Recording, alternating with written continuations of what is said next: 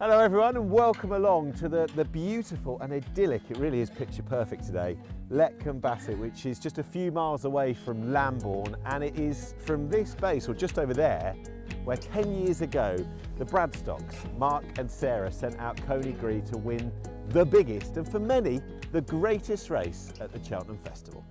And here he is. This is the hero of the hour 10 years on, Coneygree 2015 to 2025. Remarkable how quickly the years go. Sara Bradstock, you're feeling step back as well, another old hero alongside. You are extremely popular and rightly so. But just to focus on the Gold Cup winner if we can, just in a nutshell, how is he? How is life since he was retired?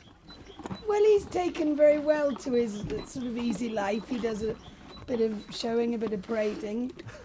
He did go around a team chase once because we thought he was a bit bored by everything, and he did that with great. He loved that, but really just anything he can do which isn't damaging to his old arthritic joints. We're going to see him up on the hill. You're going to kindly take us up and have a look at him having a bit of an exercise and a workout.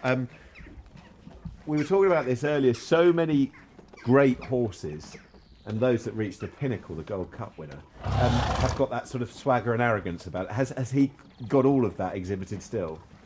Completely. He's genuinely not frightened and has never been frightened of anything. He's always been a complete professional. He is an equine AP really, in that he just wants to win. But I am about to make him a fan club. Right. And invite people, the same as it costs to sort of adopt a panda or something. Fantastic. To come and see him and have their picture taken, have a sit on him, whatever, you know, just and know what he's doing.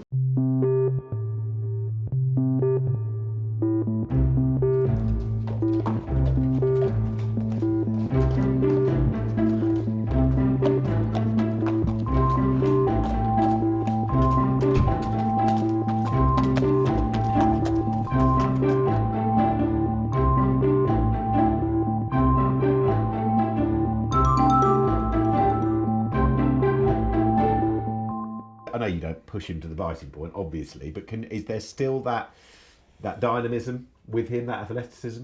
There's still the arrogance. there's still the complete certainty that he's the champion. And yes, he's pretty extraordinary what he can do, despite having pins in most legs. Does it feel 10 years? It does feel like a long time ago, but it's all a little bit bizarre because I don't remember the day. Really? I think the whole thing was so stressful. I've obviously watched it a few times, but I genuinely don't really remember the day.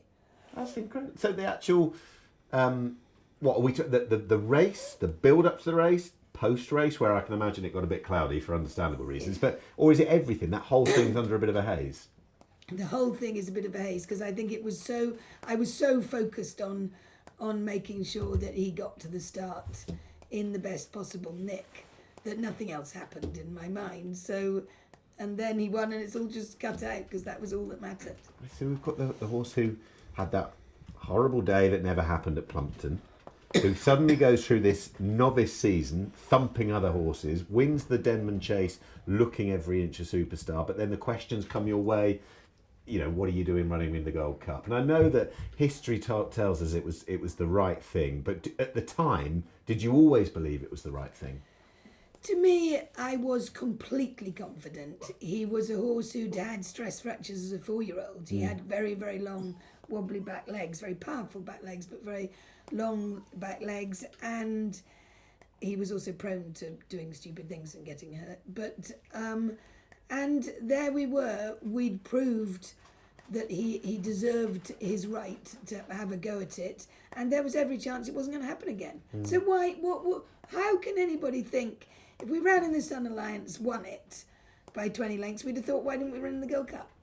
Wouldn't we? Yeah. We wouldn't have enjoyed it. We'd have thought, why didn't we win the Gold Cup?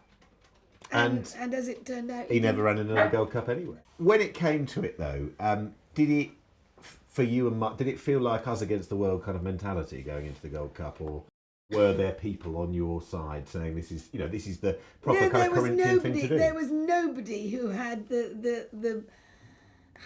I suppose bravado. There was nobody who could be brave enough to say, yeah, go on, you're doing the right thing.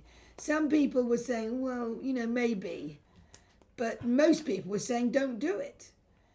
Ted Walsh said on telly, someone asked him what he thought of the chances of Coneygree, and he said this is Cheltenham, not Disneyland. A lot of top trainers said, well, he shouldn't do it, but why? And I want you to tell me a good reason why he shouldn't have done it. Did first novice in 40 years, I don't know how many have tried, but did anybody actually come up with a reason pre-race with substance for why? No, they came up with their reasons pre-race was that it was dangerous because of Gloria Victis. Of course, he's my mate. I love him more than most trainers would know. So if I considered that it was much more dangerous to run him in the Gold Cup, there would have been a question in my mind. But he didn't know it was the Gold Cup. His whole raison d'etre was to gallop and jump the others into submission. So what difference did it make to him whether it was in the Gold Cup or the Sunlands? Well, I guess the hope was that if he was going to go the way that you hoped he would as well, from the front, he's not going to see another Gold Cup horse anyway, and so it proved. He was 8. He hadn't just gone out in a big string following my leader, going to a race 5 times a year. He had lived a bit. He has incredible focus, so I knew that the Cheltenham thing was irrelevant. You see him, you watch, in a parade, he looks dead. He looks like he's asleep. Get to the start and he's doing it. He is a racehorse. He is a winning machine. How was Mark during that period? Very much the same as you? Yeah, absolutely. He was totally Siege mentality when it came to it's our idea and we're going with it. Yeah. He famously said to somebody who said, well, why are you running in the Gold Cup? Because I think he can win it. And he proved to be exactly right. 3 out in the Gold Cup. Coneygree, Road to Riches. Jack Adam, the youngster on the inside. Then Holywell on his own. Silvianaco Conti can't go on. Carlingford Lock trying to stay on. Then Many Clouds and Coneygree gallops on remorselessly. Leads by 2. Road to Riches with 2 to jump. Jack Adam and Holywell. Nico de Boinville and Coneygree lead by 2. Towards the second last. Road to Riches driven along. Jack Adam in 3rd. Then Holywell in 4th place. Behind these on his own, Coneygree jumping, standing the test at the moment. Road to Riches trying to launch a challenge. Jack Adam on the inside. Coneygree carried towards the last by the roars of the crowd. Comes in one final leap over from Road to Riches and Jack Adam. And now the hill for the novice. Coneygree, the jumping's behind him. Wandering to the right on his own. Jack Adam on the far side. Coneygree off a straight line. Still in front. Jack Adam on the far side. And Coneygree, inexperienced, no object, a novice, the first for 40 years, won the Gold Cup.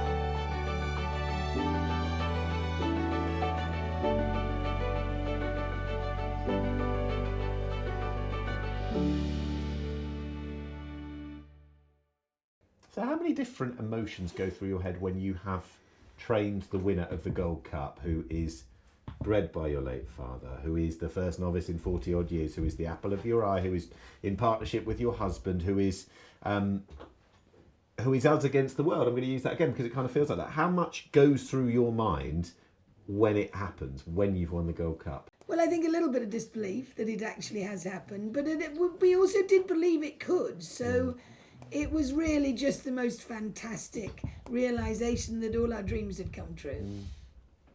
All those hours of worrying about what could go wrong, and Mark sleeping in the caravan outside his box when we were told that there was a security threat. Oh, take us back to that. Yeah, Mark put the caravan.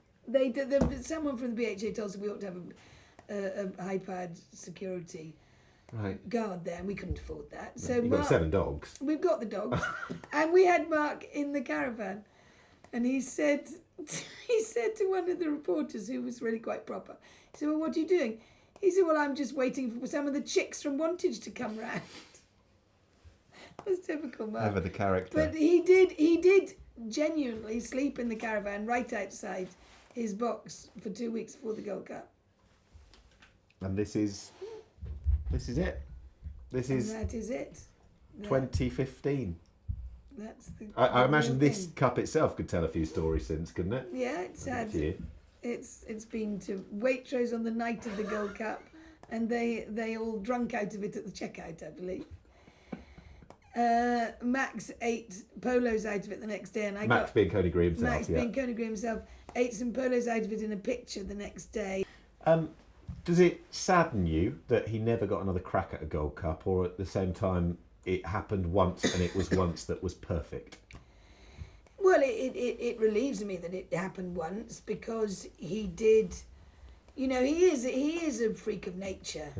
He's by Coringa who hasn't had virtually another good horse out of this little mare that cost $2,000. He nearly killed himself by getting into a greenhouse as a yearling. And he looked very funny as a 2-year-old because he had sweet, she had no hair at all.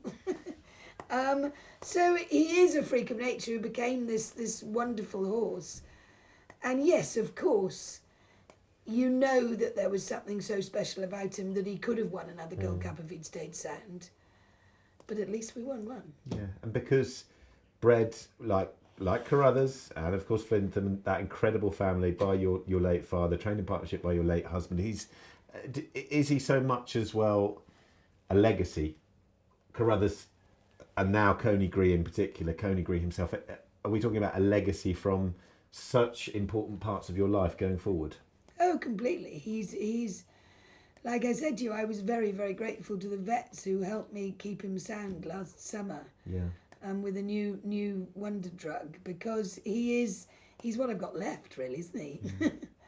Of all those wonderful people who've been in my life. You wanted to put in a downhill fence for the horse to practice going, because he hadn't been doing that, so that he could get some match practice in for Cheltenham.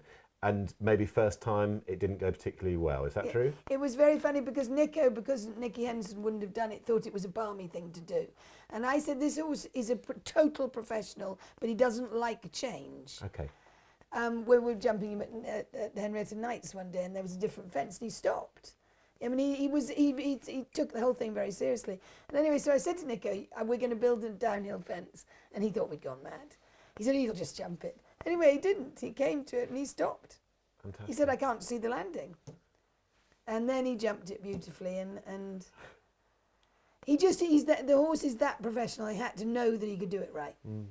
I knew that if he came to that downhill fence and he got it wrong, he would have not jumped it well the next time. Yeah. And Nico himself, he wouldn't necessarily describe himself as 100% fit going into the race, was he? He didn't tell us, no. but it was only afterwards that I think he dislocated his shoulder. As you do. As you do. And that thing of when Max goes left or right, it was because that arm wasn't working, I think. Everybody said, was that the beginning of an injury? No, it was the beginning of Nico's injury. You've lived the dream, haven't you? Yeah, absolutely. On a number of occasions. Incredibly lucky to have had these wonderful horses. I'm not getting away from there. I did feel not so lucky last year when Mark died and my mum died and it all went. But we've been fantastically lucky. It has been a dream come true. We bought the mare to breed something for my dad to win a race round a gaff track. Yeah. And then... And in his lifetime, and I know he was coming towards the end then and he wasn't particularly well, but in Lord Oakes's lifetime, you were able to win him a Hennessy Gold Cup, one of the legacy races. Now, I guess if you're in this area, the Hennessy Gold Cup as it was then, and so many people call it still, I guess it's the race in so many ways. Oh, it was a massive thing. And it was one of the very few good things about his dementia is that we could show it to him again and again and he'd forgot he'd won it. So he was having a lovely time. It's a jump in the last. He's got this will it or won't it happen. Yeah, exactly. It's actually a really sweet ending, that, in so many ways.